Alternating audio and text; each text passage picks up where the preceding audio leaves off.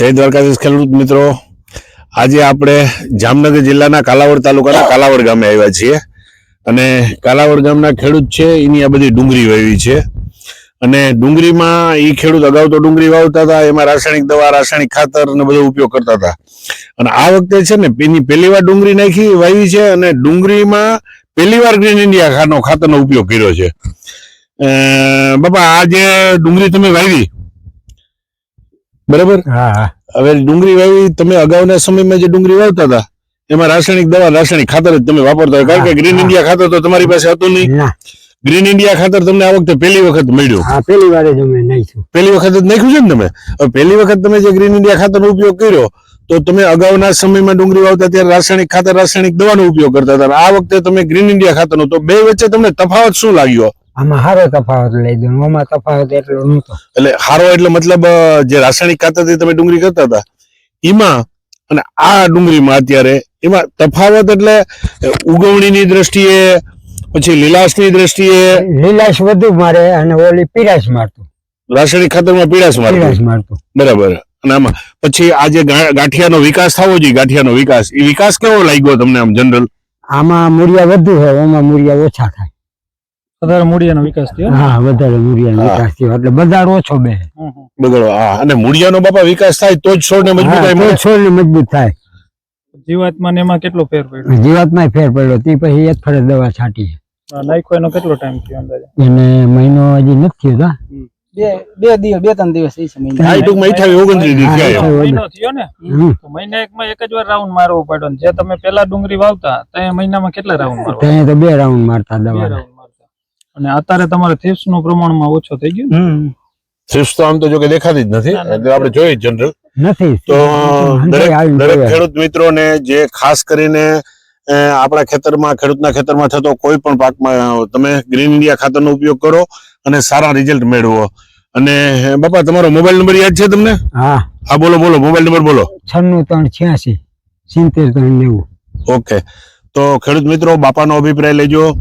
બાપાએ ડુંગળીમાં ખાતરનો ઉપયોગ કર્યો છે, ડુંગળીમાં એને બહુ ખૂબ સારું રિઝલ્ટ મળ્યું છે. તો દરેક ખેડૂત મિત્રોને મારું એવી લાગણી છે કે બધા ગ્રીન ઇન્ડિયા ખાતર વાપરો અને ઝેરમુક્ત ખેતી કરો. બીજું, તમારે ધ્રોડ, જોડિયા, કાલાવડ આ વિસ્તારોમાં કોઈને ખાતર મેળવવું હોય તો અમારે ધ્રોડ જોડિયાના ડીલર છે પ્રભાતભાઈ. પ્રભાતભાઈ, તમારો મોબાઈલ નંબર બોલો. 76 00 ડબલ બગડા ડબલ નવડા ડબલ છગડા. બીજું મિત્ર, ધ્રોડ જોડિયામાં ખાતર મેળવવું હોય તો પ્રભાતભાઈનો કોન્ટેક્ટ કરજો અને કાલાવડ વિસ્તારમાં કોઈને ખાતર ગ્રીન ઇન્ડિયા મેળવવું હોય તો અરવિંદભાઈનો કોન્ટેક્ટ કરજો. અરવિંદભાઈ, તમારો મોબાઈલ નંબર બોલો. 94 87 28 તો મિત્રો, કાલાવડ વિસ્તાર, ધ્રોડ જોડિયા વિસ્તાર, જામનગર વિસ્તાર, કોઈ પણ ખાતર ગ્રીન ઇન્ડિયા વાવવું હોય અને કોઈ પણ આ બાપાનો અભિપ્રાય મેળવજો. બાપાને તમે પૂછજો કે ખાતર કેવા પ્રકારનું આવે છે અને એનાથી કેટલા ફાયદા છે. તો દરેક ખેડૂત મિત્રો ગ્રીન ઇન્ડિયા ખાતર વાપરો એવી મારી ભલામણ છે. નમસ્તે ખેડૂત મિત્રો, આ જે ડુંગળીમાં આપણે ગ્રીન ઇન્ડિયા ખાતર નાખેલું હતું ખેડૂત મિત્રોએ, તો એને ગાંઠિયામાં જે છે આપણે ફૂટમાં દ્રષ્ટિએ જે એનો ગાંઠિયો થાય છે એમાં ક્યાંય કોઈ ડેમેજ જોવા નથી મળતું.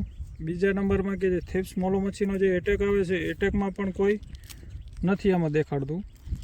અને આ ડુંગળીનો જે દડો છે એના જે મૂળિયાનો વિકાસ એટલો થયો છે, જે નીચે આપણે કૃમિનો રોગ આવે છે એ પણ જોવા નથી મળતો અને તંદુરસ્ત ડુંગળી જોવા મળે છે. તો ખેડૂત મિત્રો, આ જે ખાતર નાખવાથી તમે જોઈ શકો છો કે આ ડુંગળીનો વિકાસ એટલો છે અને જે બીજા કોઈ છોડ પણ છે